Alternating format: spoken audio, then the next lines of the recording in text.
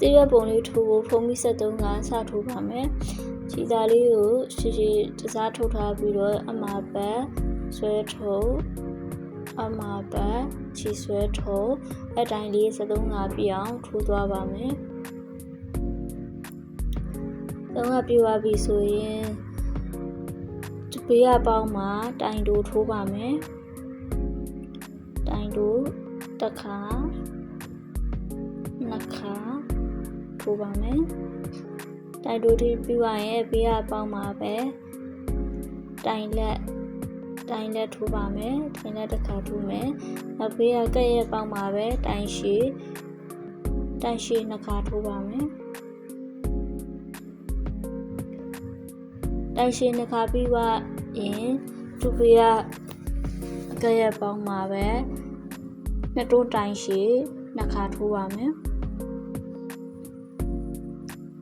နှစ်တွန်းတိုင်ရှည်က3ခါထုတ်ကြပါတယ်သူကနှစ်ခါရေအမှနှစ်ခါရေပေါက်ဖို့ထိုး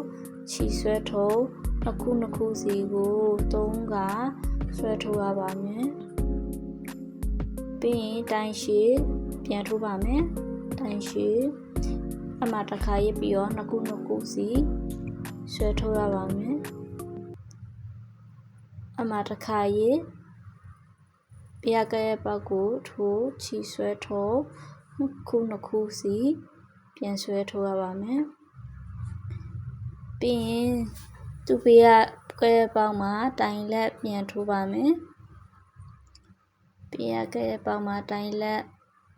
ထိုးပါမယ်ကြည့်တော့ရင်သူ့ဘေးကပေါက်မှာတိုင်တိုးထိုးပါမယ်ပြီးရင်ရှက်ကော်လေးနဲ့ဘေးမှာရှက်ကော်လေးနဲ့ဆက်လိုက်ပါပြီးရင်ဖုံးပြီးနှစ်ခါထိုးမယ်ဖုံးပြီးနှစ်ခါထိုးပြီးတော့အဲဒီပေါက်လေးမှာရှက်ကော်လေးနဲ့ဆက်ပြီးသွားရင်ခုနတိုင်းလေးပဲထိုးပေးသွားပါ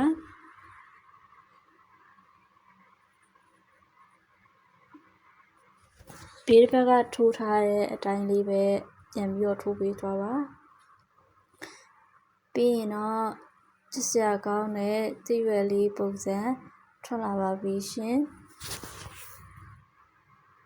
ချစ်စရာကောင်းတဲ့သစ်ရွက်လေးပုံစံရသွားပါပြီခုဆိုရင်ရောင်လာတဲ့သစ်ရွက်လေးတွေရသွားပါပြီရှင်